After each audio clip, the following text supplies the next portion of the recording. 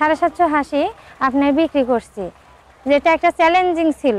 অনেকে আমি বলবো যে মেয়েরা যে শুধু ঘর বর সামলানো এটা মেয়েদের না, মেয়েরা যেমন সব কিছুই এরম বিভিন্ন যার যেটা ছাগল আছে আর হাঁস ছাগল তারপর এগুলো জিনিস মেয়েরাই ভালো পারে।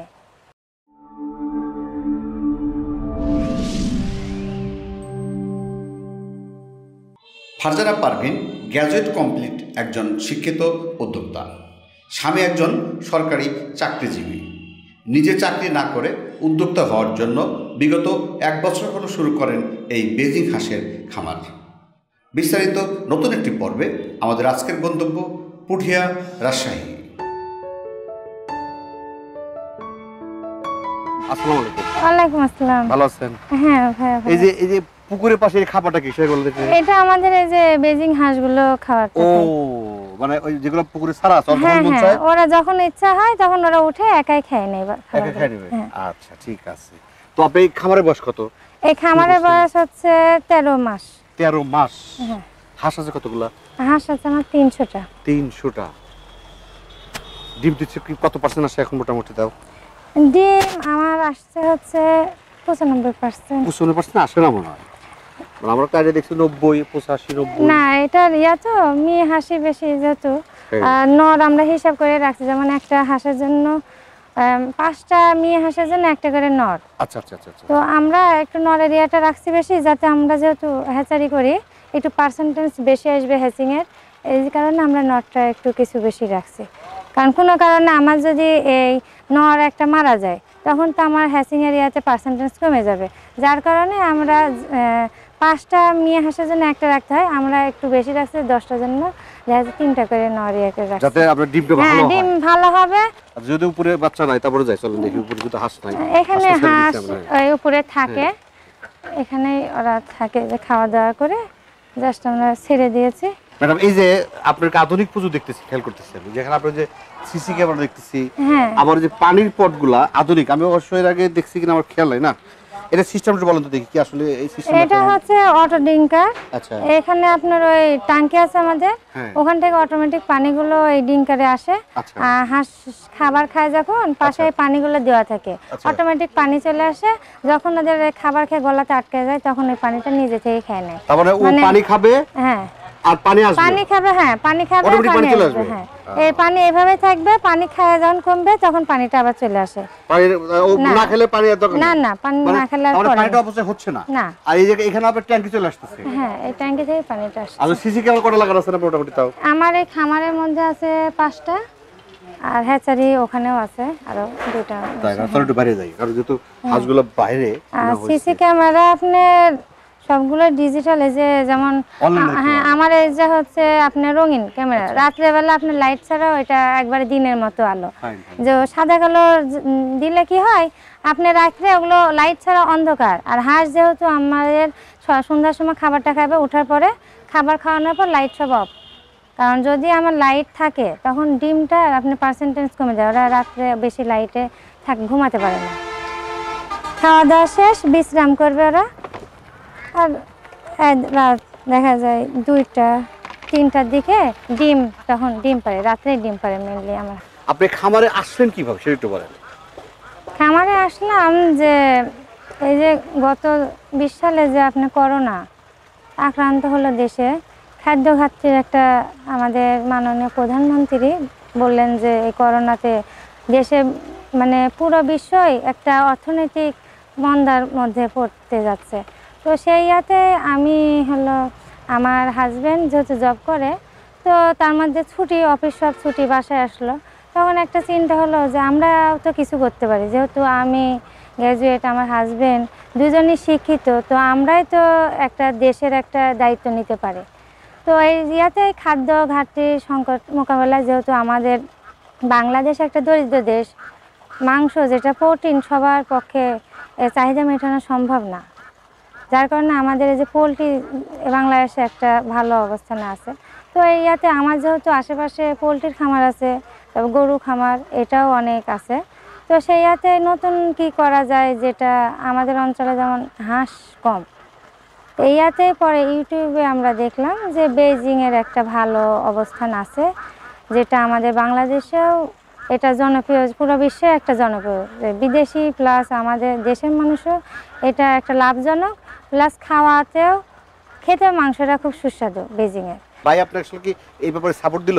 হ্যাঁ, সাপোর্ট তো আমরা দুজনের দেখা যাচ্ছে করোনার মধ্যে যখন অফিস ছুটি একসাথে একদিন বসলাম যে কি করা যায়, যেহেতু খাদ্য খাদ্যের একটা নতুন কিছু আমরাও কিছু করতে, দুজনে পড়ালাপ আলোচনা করে তখন সিদ্ধান্ত নিলাম যে ইউটিউবে একটু ঘাটাঘুটি করে দেখলাম যে এই জিনিসটা আমাদের অঞ্চলে একটা নতুন জিনিস। আর এটা যেহেতু 2 মাসে আপনার একটা 5 কেজি ওজন। তো আপনি কি এখানে বাজারজাত করতে পারতেছেন? হ্যাঁ, আমার বাজারজাত করতে পারছি। আমি এখানে 1000 প্লাস হাঁস তুলছিলাম, আমার পুরো খামার ভর্তি হাঁস ছিল। আচ্ছা, ওই করোনা ইয়াতেই আমি তখন তো করোনা প্লাস লকডাউন, শাটারডাউন, সবাই ঘর থেকে বের হওয়া নিষেধ, এই অবস্থাতে আমি বাজারজাত করছি। আর বাজারজাত করছি আপনি তার মধ্যে লাভ করে আসছি। এটা তো মানে যেই টাইমে মানুষ বেরোতেই পারে না, সেখানে যে এই হাঁসটা এতগুলো হাঁস আমি 700 হাঁস 750 হাঁসই আপনার বিক্রি করছি, যেটা একটা চ্যালেঞ্জিং ছিল। অনেকে মানে বলতো যে এই অবস্থা কিভাবে করবে, এ তো লস খেয়ে যাবে, যারা আমাদের আত্মীয় স্বজন প্রতিবেশী। হ্যাসিং আছে? হ্যাঁ। এখন হ্যাসিং এর ক্ষমতা কত এটা মেশিনের? এখন হ্যাসিং এর ক্ষমতা 5000। 5000? হ্যাঁ, একটা আছে আমার মেশিন তো 3টে বলেন। একটা হ্যাঁ, একটা আছে আপনার 1200 ক্যাপাসিটি, এটা সেটার, আর একটা আছে হচ্ছে আপনার 3000। চলো দেখি কি অবস্থা। বিভিন্ন জায়গায় রয়েছে এরকম থাকে না সরাসরি? হ্যাঁ হ্যাঁ, ওরা তো আরো হাঁস পালা যাবে মনে হয়। হ্যাঁ, আমার তো হাঁস ছিল বললাম তো 1000 প্লাস। আচ্ছা, তো আমি আবার হাঁস করব, এগুলো তো প্যারেন্টস। করোনার মধ্যে আমি যখন বাচ্চা আরো নিতে চাইছিলাম, বাচ্চা যখন পাইলাম না, তখন ভাবলাম যে অন্যের উপর নির্ভরশীল কেন থাকবো, আমি একটা বড় একটা খামার করছি, আমি নিজেই তো প্যারেন্টস হাঁস তৈরি করতে পারি। যেখানে লস হয়ে গেছে। হ্যাঁ, বিক্রি করে লস হয়ে গেছে? না না, বিক্রি তো লস তারপরে লাভ হয় নাই না, ওইটা আপনার মাংসের জন্য তো করছি আমি। যদি আপনার বাচ্চা তো আমার 2 ব্যাচে বাচ্চার অর্ডার ছিল, যেহেতু করোনার কারণে দিতে পারলো না, সবকিছু যেহেতু বন্ধ বাজার ব্যবস্থা, যার কারণে তখন চিন্তা করলাম যে এই করোনা, আমরা তো একটা ভয়ের মধ্যেই ছিলাম যে কি হয় দেশে, কোন দিকে কি অবস্থা যায়। তার মধ্যে আমি চিন্তা করলাম যে আমার এই হাঁস যদি আমি নিজেই প্যারেন্টস করি এবং হ্যাচারি নিজেই করি, আমার যখন ইচ্ছা তখন আমি এটার মাংসের জন্য তৈরি করতে পারছি, প্লাস আমার কাছ থেকে তো আরো 10টা নারী নিতে পারে। এটা ধারণ ক্ষমতা কত? এটা ধারণ ক্ষমতা 4000। দেখো তো দেখি অবস্থা। 4000? হ্যাঁ, 4000 ডিম। এটা সেটার। এটা সেটার। মানে এখানে থাকবে কতদিন থাকবে এটা বেজিং হাঁস? এটা থাকবে হচ্ছে আপনার 24 দিন। 24 দিন? আর হ্যাঁ, বুঝতে লাগা এটা থাকবে 24 দিন। হ্যাঁ। আচ্ছা, আর এটা হলো এখানে 24 দিন থাকার পরে, এটা 24 দিন থাকার পরে আমাদের এই যে এই মেশিন আছে, হ্যাঁ, এখানে আমরা নিয়ে আসবো। এটা 25 দিনের দিন এই মেশিনে দিব, দিয়ে 28 দিনের মধ্যে বাচ্চাটা বের হয়ে যাবে। আর এটা কি হ্যাচার? এটা হলো সেটার। এটা হ্যাচার। সেটার দুটো? হ্যাঁ, আর হ্যাচার একটা? হ্যাচার আর 2টা। হ্যাচার এখানে একটা আছে, আর একটা পাশের রুমে আরেকটা আছে। ডিমগুলো তো হেভি সুন্দর, বড় বড়। ও ডেট দেওয়া আছে, তারিখ দেওয়া আছে? হ্যাঁ, তারিখ কবে দেওয়া আছে, অক্ষর দেওয়া আছে, প্লাস তারিখ দেওয়া আছে। তাছাড়া তো এত ডিম আমরা মানে ডেট ভুলে গেলে তো সমস্যা, তাহলে তো অ্যাকুরেট হবে, তখন অ্যাকুরেট হবে না, ডিম নষ্ট হবে বাচ্চার, এই জন্য ডেট ওয়াইজ ডিমটা দেওয়া আছে। চলেন বাইরে দেখি ওর পাশে দাঁড়ান। তবে যে এটা কি হচ্ছে বলুন তো দেখি। এটা লাউ কাটা হচ্ছে, আপনার হাঁস খাবে। কি কোন দিবেন মানে? এই যে একটু পরে ওদের নাস্তা দেব। এটা নাস্তা? হ্যাঁ, শুধু লাউ? না, লাউ এখন যেহেতু আমার ওই যে পাশে লাউয়ের বাগান আছে একটা বিশাল বাগান, এখন লাউ। কিছুদিন আগে আমি পালং শাক, লাল শাক, পুঁয়ের শাক এগুলো খাওয়ালাম, সিজনাল আমি শাকসবজি খাওয়াই। এটা কি ওখানে দিয়ে পাত্র না দিয়ে না না, রাখবেন? এগুলো হ্যাঁ আমার এই পুকুরের পাড়ের উপরে ওই যে পাত্রগুলো আছে, ওই খাবারের পাত্রগুলোতে আমি জায়গায় দিয়ে দিব। ওই যে আমার হাঁসের বিশ্রামের জন্য একটা চাল আছে, হ্যাঁ হ্যাঁ, ওখানে রোদ, যেহেতু এখন আবহাওয়া গরম, হাঁস যখন লাউটা খাবে শরীরটা ঠান্ডা থাকবে, পানির চাহিদা পূরণ হবে। আর ওই যে ছায়াতে ওরা থাকে, রেস্ট করে, কারণ সবসময় তো এই হাঁস পুকুরে থাকে না। ওই যে এই হাঁস যে আপনার পুকুরেই পুষ্ট হবে এমন কোনো ইয়া নেই, এটা যে কোনো পরিবেশেই রাখা যায়। যেমন জাস্ট একটু যদি আপনি গামলাতে বা একটা ড্রেন করে দেন, ড্রেনে জাস্ট একটু গা ভিজানোর মতো ব্যবস্থা করে দিলে এই হাঁসগুলো রাখা যায়। ওই যে এই যে ডামের মধ্যে যে খাবার খাওয়াগুলো আসলে এমনি কৃত্রিম খাবার বলতে কি মানে ফিড জাতীয় কি খাবার দিচ্ছেন? ফিড জাতীয় বলতে আমরা এই ধান দিই, গম দিই, আচ্ছা তার সাথে ভুট্টা দিই, আচ্ছা। আর কিছু সামান্য, যেহেতু ডিমের হাঁস আমার যেহেতু খামার, কিছু সামান্য পরিমাণে ফিডটা দিই। কারণ ফিডটা দেওয়ার কারণ হচ্ছে ওর মধ্যে অনেক রকম মেডিসিন থাকে, এই কারণে আমি ওই ফিডটা দিই, যাতে ওইটা খেলে হাঁসের শরীর ঠিক থাকবে, যে মেডিসিনগুলো এক্সট্রাভাবে আর দেওয়ার প্রয়োজন হচ্ছে না। আর এই যে শাকসবজি যেগুলো খাওয়াচ্ছি, এগুলো খাওয়াতে যে vitamin A, D, 3, E, calcium, এগুলো সব জিনিসই আপনার এইগুলোর মধ্যে পাওয়া যাচ্ছে। আলাদাভাবে যে আপনার ওষুধ খাওয়াতে হবে, যেমন পোলট্রিতে ওষুধ না খাওয়ালে থাকতে পারে না, ওষুধ খাওয়াতে, যে আমার এই খামার, এত বড় খামার, আপনার কোনো ফ্যান নেই। হ্যাঁ, আমার এখানে ধরুন বিলের মধ্যে একটা পরিবেশ ভালো। এই হাঁসের জন্য যে ব্রয়লার মুরগি যেমন আপনার ফ্যান ছাড়া থাকতে পারে না গরমে, কিন্তু এই হাঁস আপনার গরম সমস্যা না, এই যে কোনো পরিবেশেই থাকে। এই যে আপনি একজন শিক্ষিত উদ্যোক্তা, আরেকজন উদ্যোক্তাকে আপনার তরফ থেকে বা মহিলা উদ্যোক্তাকে কি বলা দরকার? আপনি কিন্তু নিজেই সব কিছু দেখাশোনা করতেছেন, হ্যাঁ, এ ব্যাপারে কি পরামর্শ দিন আরেকজনকে?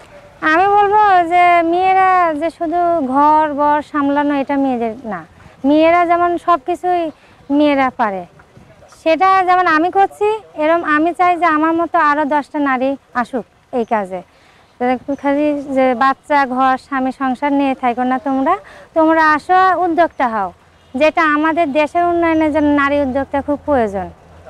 যে শুধু চাকরিই করতে হবে, চাকরির পেছনে ছুটার দরকার নয়, তোমরা দরকার নাই কেউ, তোমরা আসো, হচ্ছে এরম খামার করো। আমার বেজিং হাঁস আছে, আরও বিভিন্ন খামারই আছে, সবজি চাষে এখন বর্তমানে যেমন অনেক ভালো একটা অবস্থা, দাম বেশি, এরম বিভিন্ন, যার যেটা, ছাগল আছে, আর হাঁস, ছাগল, তারপর এগুলো জিনিস মেয়েরাই ভালো পারে।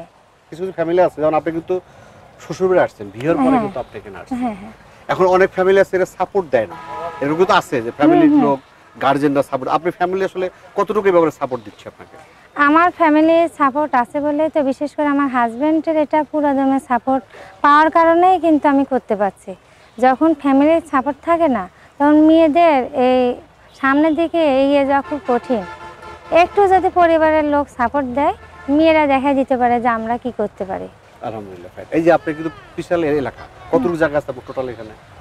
আমার এখানে 8.5 বিঘে জায়গা, আমার এই খামার এরিয়ার পাশে আমার আরো জায়গা আছে। আপনি কিন্তু এখন দেখতে পাচ্ছেন আপনার কাছে বেজিং আছে, এরপরে কি আপনার কোনো পরিকল্পনা আছে এই জায়গাটাকে নিয়ে কি করার ইচ্ছা আছে বলেন? আমার বেজিং আছে, আমি ওই যে বিলের এই পাশে জায়গাটা আমি ওখানে শেড করব হলো খাকি ক্যাম্বেল, যেটা আমার ওই পাশেই থাকবে, আমি বেজিং এর সাথে মিক্স করব না, আমার শেড করব আমি ওই বিলের ওই পাশে, যাতে ওখানে আমার ওই পাশে বিলে চড়বে, যেটা আপনার, আমি যেমন বেজিং এ একটা ঘিরা পরিবেশে রাখছি, খাওয়ার খরচটা একটা বেশি যাচ্ছে, কিন্তু আমি খাকি ক্যাম্বেল দিয়ে দিব, যে আমার ধান আছে বিলে, ওরা নিজেদের মতো ওরা নিজেরা খাবার সংগ্রহ করে খাবে, জাস্ট আমি কিছু হয়তো সাপোর্ট দিব, যখন ধান থাকবে না তখন। ঠিক আছে, ভালো থাকেন, সময় দিয়েছেন অনেক। আসসালামু আলাইকুম। ওয়ালাইকুম আসসালাম ভাই, আপনার